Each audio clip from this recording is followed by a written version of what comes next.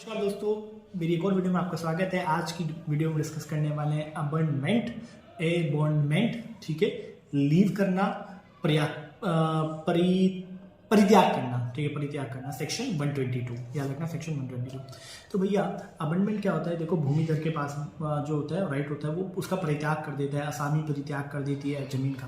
तो अब कैसे पता चलता है कि कौन सी जमीन का परित्याग कर दिया गया है, मतलब उसका अबॉन्डमेंट कर दिया गया है? तो भैया एक ऐसी जमीन जिसपे 3 साल तक कोई जोया बोती नहीं की गई, कल्टीवेशन नहीं किया गया है, ठीक है, 3 साल से उस जमीन का रेवेन्यू नहीं दिया गया है सरकार को, ठीक है, और 3 साल से मालिक का कुछ अता पता ही नहीं है, तो किस जमीन को अमेंडमेंट कहा जाता है कि इस जमीन का अमेंडमेंट हो गया है सेक्शन 122 के अंदर, जिसपे कल्टीवेशन नहीं हो रहा है 3 साल से, जिसका रेंट पे नहीं किया गया, रेवेन्यू पे नहीं किया गया 3 साल से, और 3 साल से उसके मालिक का अता पता ही नहीं है, there is no address of honour of the land. ये अगर 3 कंडीशन फुलफिल होती हैं तो अमेंडमेंट कहा जा सकता है कि इस लैंड का अमेंडमेंट किया हो चुका है।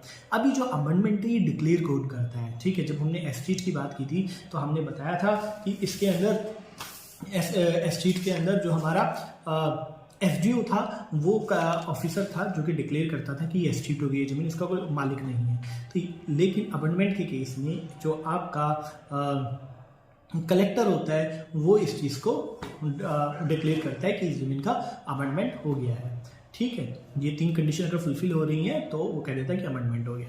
तो भैया अब वो क्या करेगा कलेक्टर, सेम एसडीओ की तरह, जैसे वहाँ पे था हमारा सेक्शन 115 के अंदर एस्टेट में, वही यहाँ भी चलेगा कि सेक्शन 112 में भी चलेगा। कलेक्टर क्या करेगा, वो जमीन को 1-1 साल के लिए किसी को लीज दे देगा, लगातार 3 साल तक, 3 साल तक दे दिया। अगर कोई भी व्यक्ति उस लैंड को क्लेम करने नहीं आता है या अगर क्लेम करने आ जाता है, ठीक है, तो कलेक्टर उसके पेपर देखेगा, अगर पेपर सफिशिएंट लगेंगे तो जमीन दे देगा, अगर पेपर सफिशिएंट नहीं लगेंगे तो वो जमीन नहीं देगा और उसके लिए उससे रेवेन्यू ले लेगा, ठीक है। जो उसने नहीं पे किया 3 साल का रेवेन्यू दो और अपनी जमीन ले लो। अगर रेवेन्यू नहीं दिया तो आपको जमीन नहीं मिलेगी, बोलेगा रेवेन्यू देना ही पड़ेगा। अगर वो बोलते हैं कि नहीं आपका पेपर ही सही नहीं है तो वो आपको जमीन नहीं देगा। तो फिर आप क्या करोगे, सूट फाइल करोगे सेक्शन 144 में डिक्लेरेशन का।